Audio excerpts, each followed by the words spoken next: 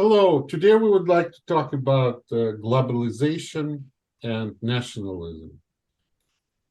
For me, it's quite obvious that nationalism is something from previous centuries. The benefits of globalization are so obvious. And even now, when Victoria, the young philosopher, is on opposite side of the earth, in Moscow, and Peter and I here in Canada, and it allows us to communicate freely. It's one of the signs of this global society that we are part of. So we would like to share those thoughts about this topic. Would you like to start, Victoria? Yeah, of course.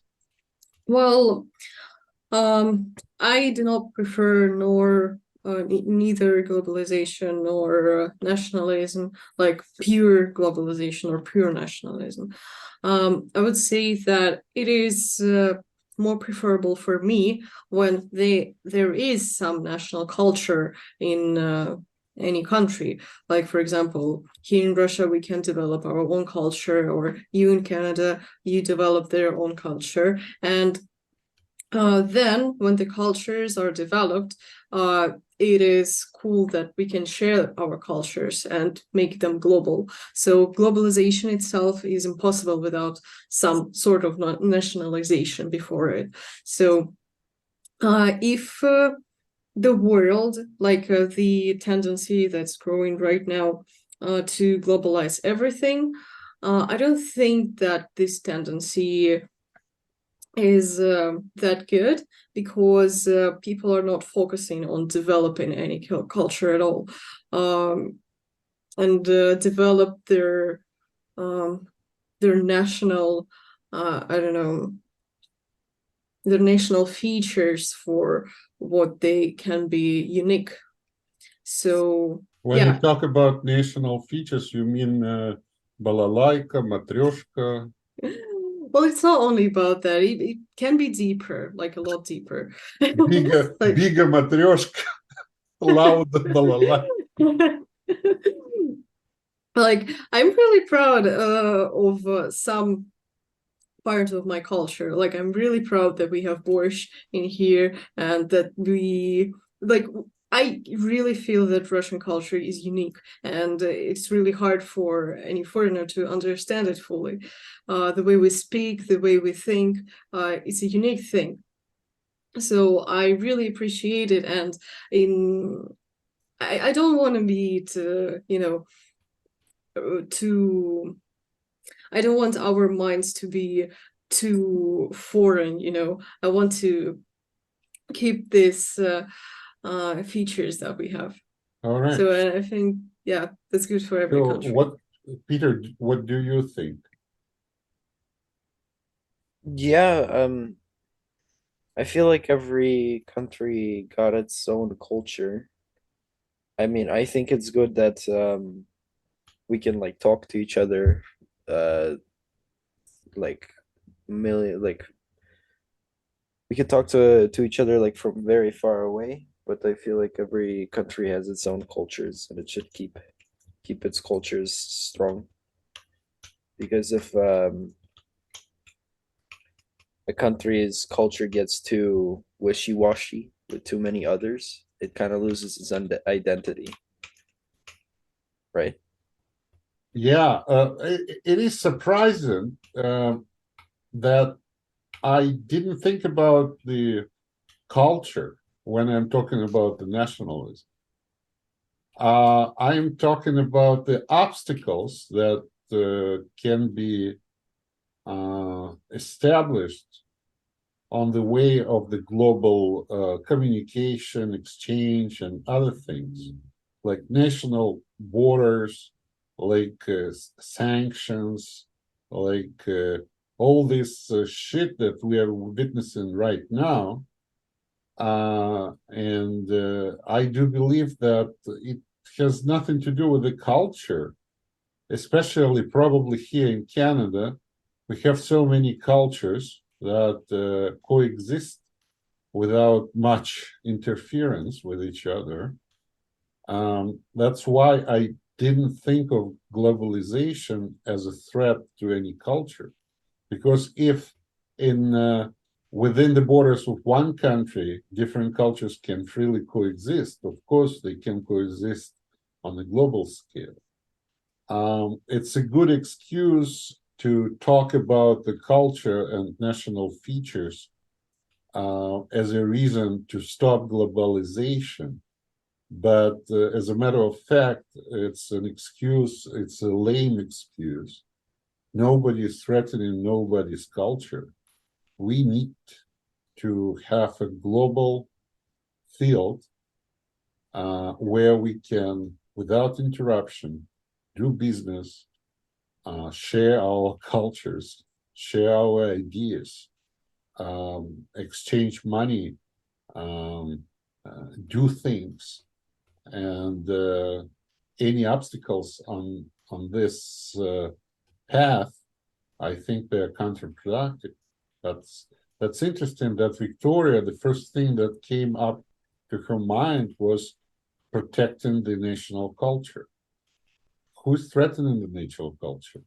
National culture doesn't necessarily depend on a nation. Russia has the plethora of different cultures, like 160 different small nations live there, and they're so different. So it's hard to tell that there is one distinct culture. And nationalism in our age, I think, is a reason to the war and to aggression and to separation between people. And it should be abandoned. It should be abolished. Maybe the nation-building efforts of 19th century, of 18th century, were positive because they somehow built more efficient societies with ability to introduce the universal education and in later stages universal healthcare or something. But in our days, any nationalism is an obstacle to the global development. And we feel those obstacles right now, like to send money to Victoria is a real tricky thing because of the sanctions. And every day we hear the discussions that YouTube will be disconnected. And Facebook, that I was building the audience for tens of years, has been disconnected, and I lost the majority of my friends. And it turned it into the useful instrument, tool. I have almost 5,000 friends, and most of them were from Russia. So Instagram, that has been disconnected in Russia. And things like that, or even Google can be disconnected. At least now, if I want to watch Russian TV, I can go to Google, find the websites of the programs and watch it. But it has been thrown away from YouTube, for example. It's such a barbaric way of treating us as people. Like what we are little children, we won't understand, we cannot distinguish what is right and what is wrong. We need this censorship that we cannot access what we would like to access. It's on both sides. It's a very dreadful trend. And also we can trace all the troubles that we have in the world right now to the way of thinking in national terms.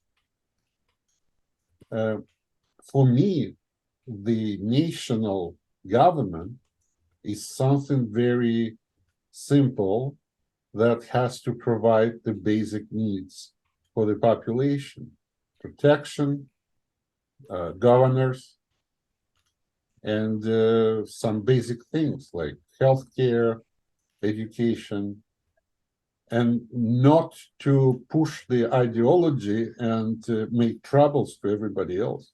So what do you think, Victoria? So you are thinking of a sort of cosmopolitanism, am I right? Like not having no countries, having no borders.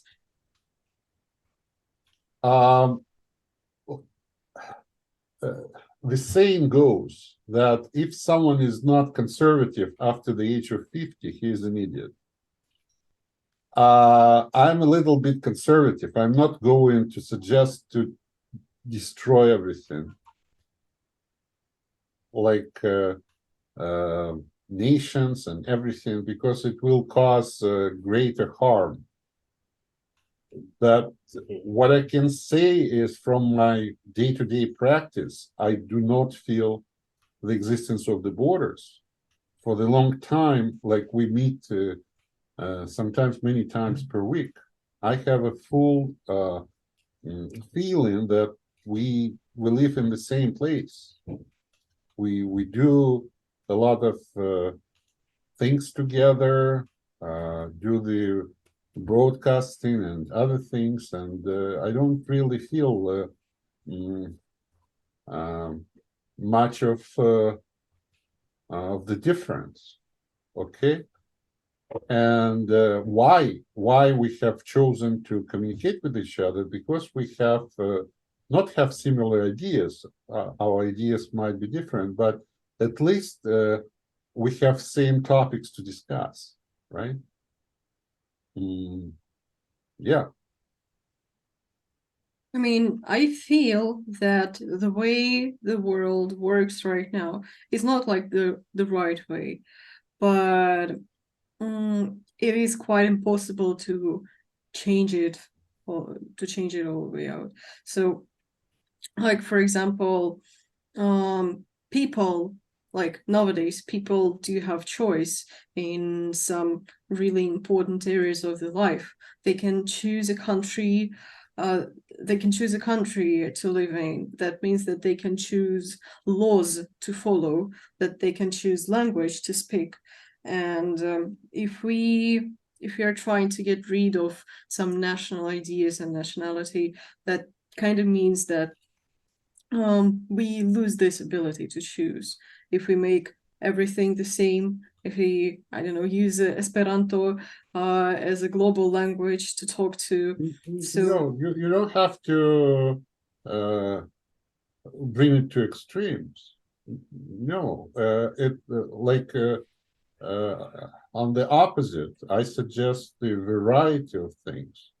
Like we all form freely small little micro societies where we do the things that we would like to do in the language that we would prefer to communicate. So it's quite the opposite.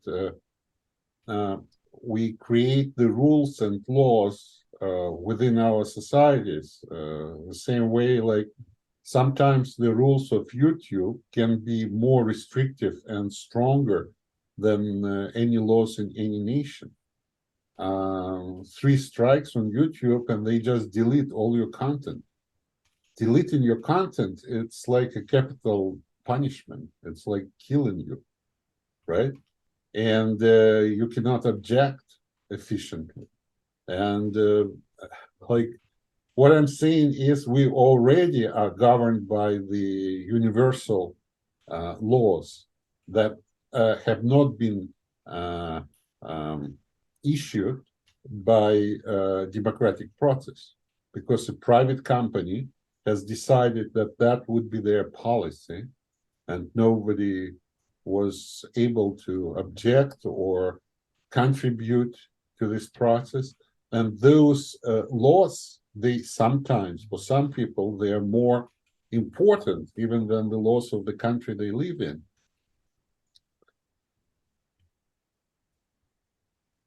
Yeah, but like if we have laws, if we have different languages to speak, if we do have different countries, it's okay to for wars to happen. It's okay for sanctions to happen. I mean, it's not okay in general, but I think it's unavoidable to have it. Well,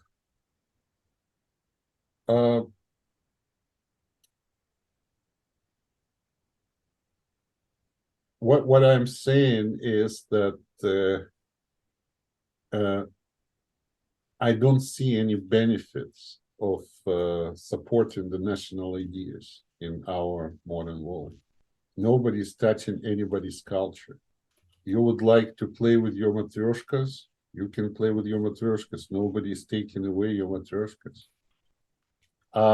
We Canadians with our maple syrup and our mousse, nobody is going to take away our maple syrup, eh?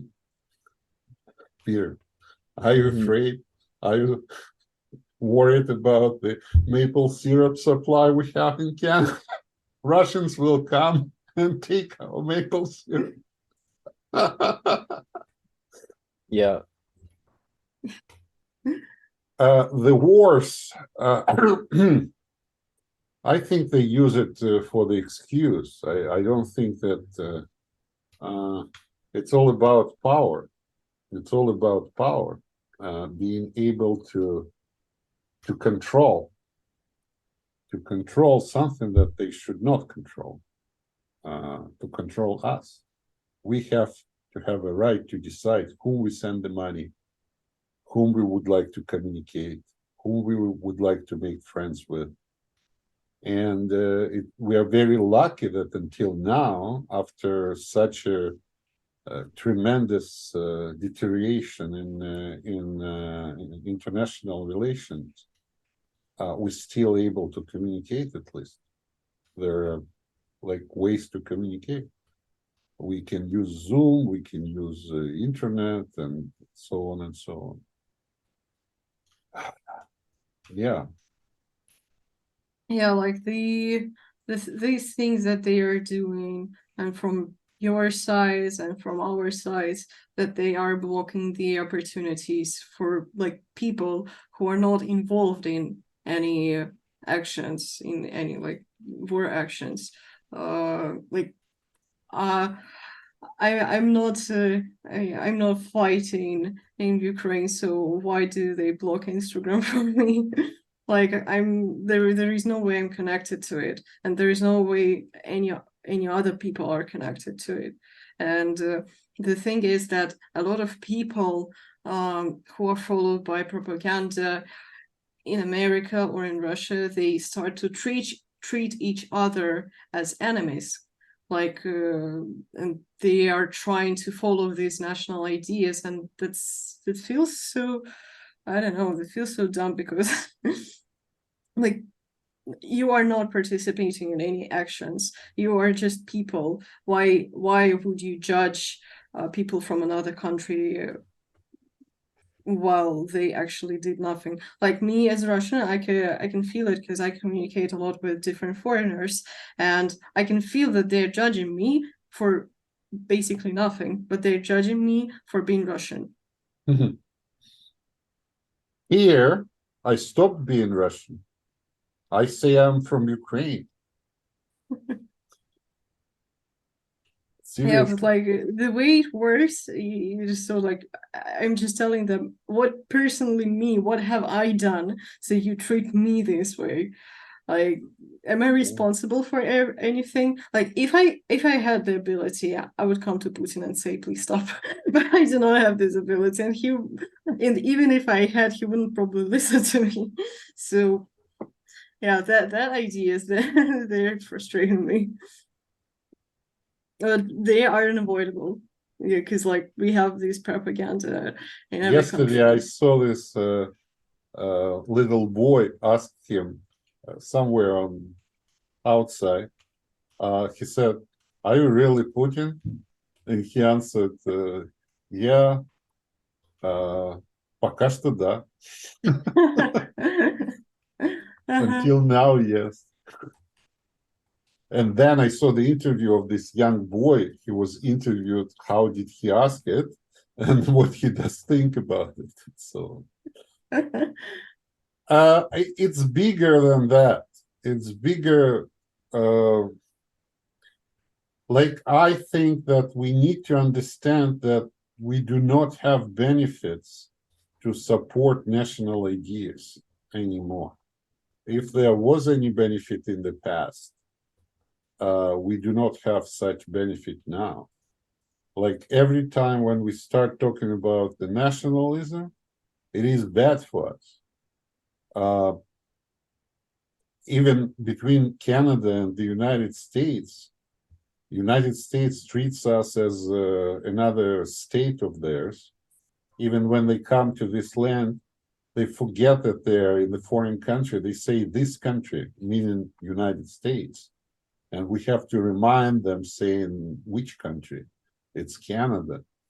But even with such neighbors, sometimes we have those trade wars when they make some restrictions for the trade between us for different products and other problems. Every time when we recall that we have national interests and national borders, it hits us this way or another. And it's not in our best interest to support this, because being able to work globally actually frees us from the troubles that we might have locally. Look how many businesses of young people has been actually distracted by closing down the access to the Instagram, right, and Facebook. Inability to freely send the funds to subscribe to the services overseas, and so many other things. And yeah. So, Yeah, and yeah. I've heard of the thing that many companies that were not agreeing on being banned from Russia, they were like banned from the global countries, from the global culture. Like there was a name of the shop who was like, I don't want to close my business in Russia. Exactly. And they were like, you're That's not the allowed to incident, do Peter, this. that you had at school. You tried to argue that there is no connection between the beliefs that the person is expressing and his business affairs. Remember about this guy that said something that others didn't like and they banned him from everywhere? Remind us, what was it? Kanye West. Yeah. And they even took you to the office of the school principal, right? No, tell the story. No, yeah, that's it. Yeah. So this, like, we are studying things about the medieval times, and we say how it was outrageous to treat people that way, to punish them for their ideas. And now all of a sudden we ended up in the world where this thing is not less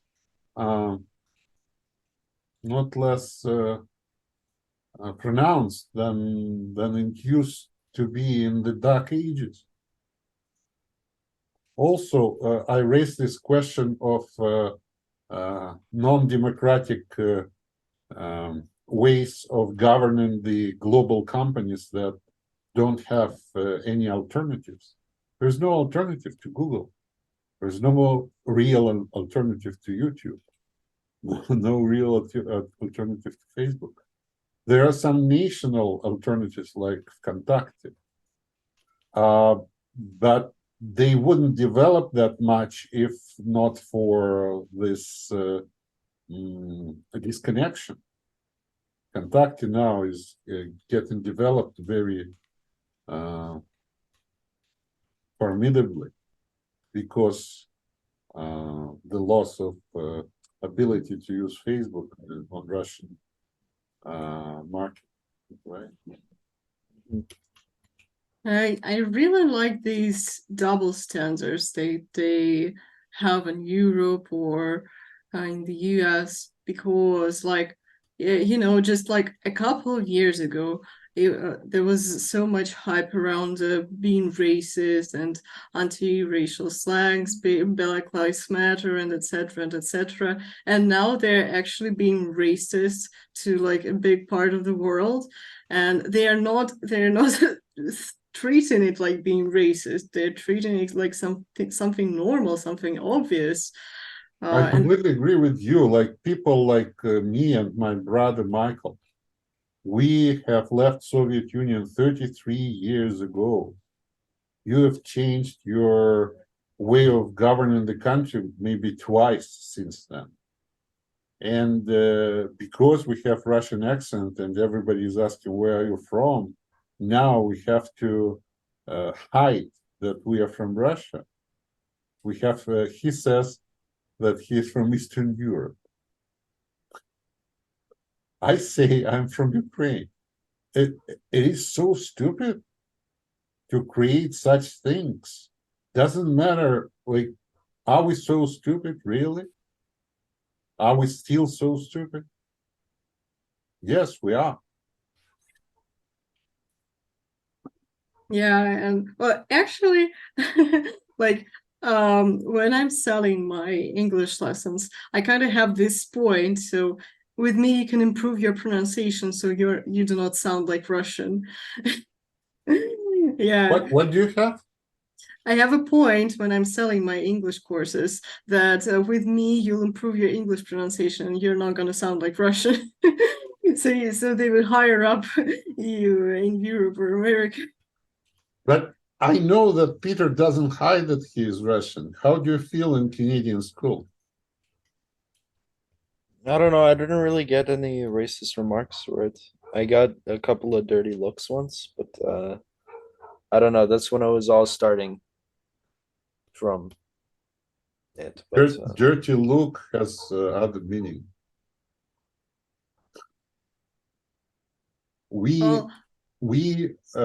Peter lives in the city, in a town, where we had this summit in 2010 with Russia participating. Your president Medvedev was there.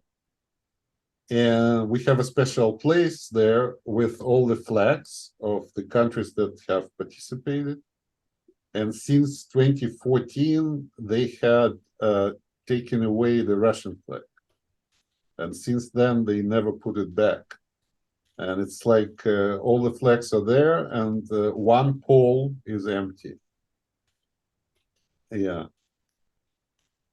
I actually, like when I was studying abroad at a British school, I was really surprised by the fact, like when I entered the school, there were these posters like say no to racism all over the school. Like there were school projects based on anti-racial ideas. And when I came here, I actually faced racism towards Russians, because it was an international school and there were like lots of different guys in here, and Russians were always like together because nobody could actually communicate with us without thinking of any stereotypes that like we live with bears or something like this. Which year was that? That was before everything started. I guess it was about like 2017 or something.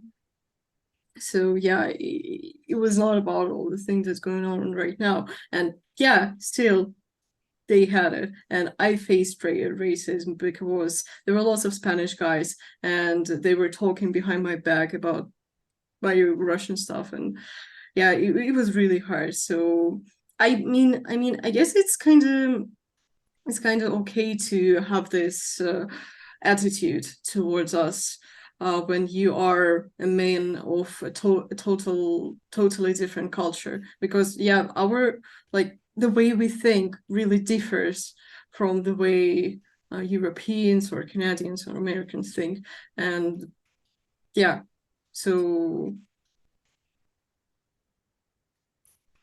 I don't quite agree.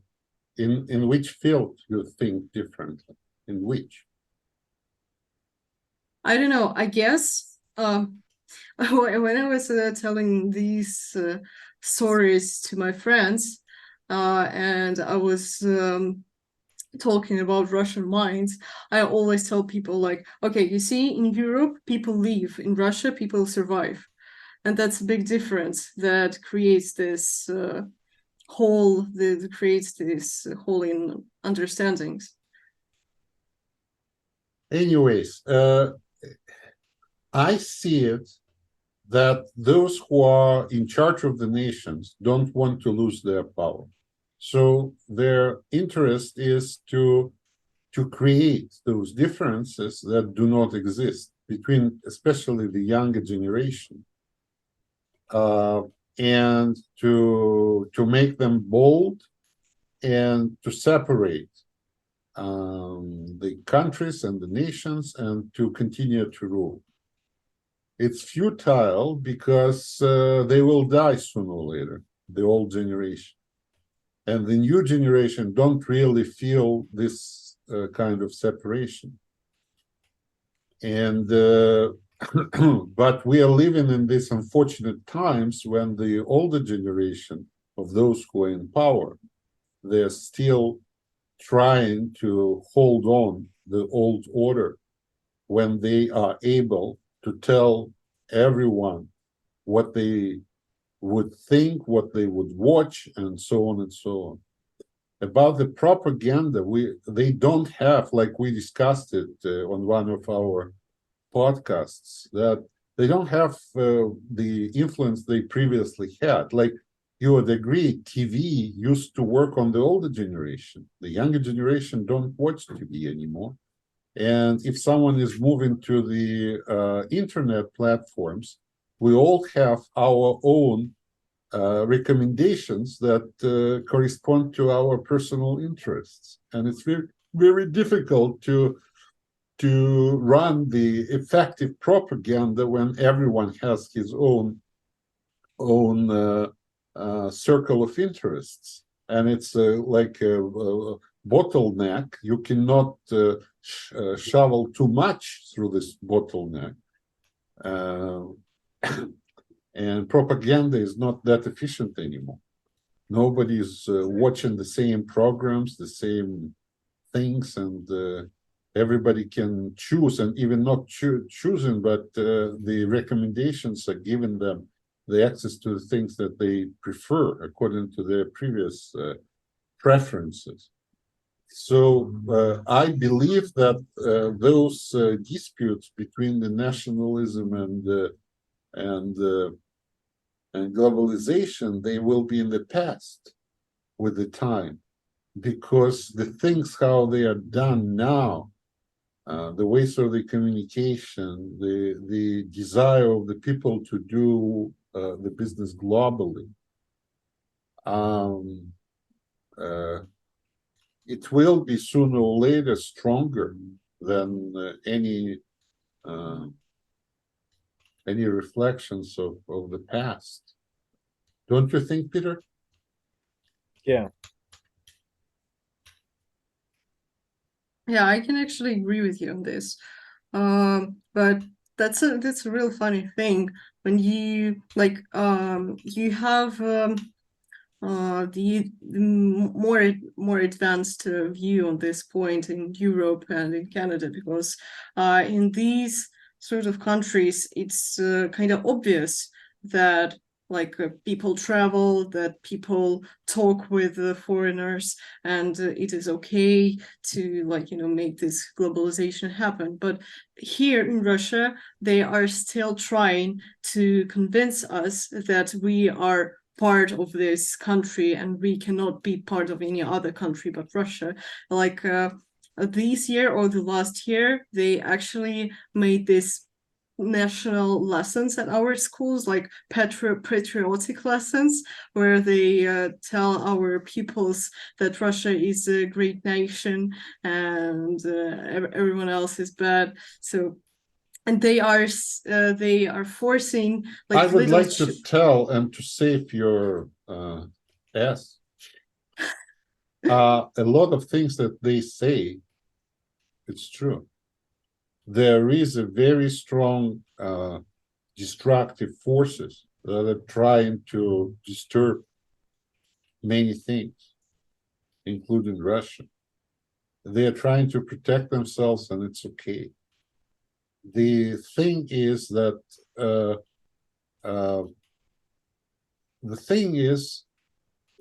I think it's temporary. Even if they teach it at school, the real influence is what kids see in their gadgets, right? We never listen to what they teach in school anyways. Neither our generation nor your generation. At school, we are sunk in kind of anabiosis, like you come to school and 10, 12 years later, you go out of school and you barely remember what happened there. Am I right, Peter? Or Yeah, that's about it. yeah, like it's something that we just have to somehow survive, to go through. So I don't think it will be very efficient, whatever is said there. I know that the younger generation, I don't know how many of them, but they are trying to build the business internationally. And as a matter of fact, those sanctions, they're not working. They're not really separating us. We are finding the ways how to work around those things.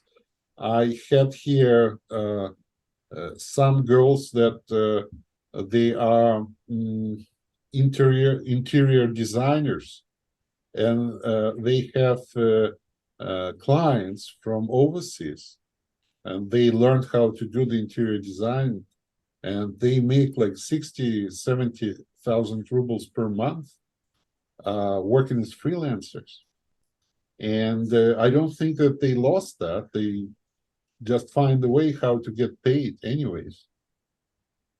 And that's a completely different way of thinking. You can be a patriot as much as you wish, but if you're actually making your living based on the foreign orders, it doesn't quite matter what you think. Also, we can see, like, with this anti-Semitic stance that we have worldwide right now, Jews didn't do much in last weeks to be so much hated. And all of a sudden, they got so hated by everybody, right? It's the same thing. Like remember, we were all talking about the aliens, and the Congress was discussing this, and now nobody remembers about it. They give us what to discuss, and we discuss whatever they bring up as a main agenda. But that's me who is watching the news. Peter said he's not watching the news. You said you don't watch the news either. So you probably hear the news from me, the one who is watching the news. I want to believe that this is just the temporary stage when we all thinking is trying to push back, and your generation will not allow such crazy ideas like shutting down the vital ways of the communication only because some old ideas about national identity and things like that, right?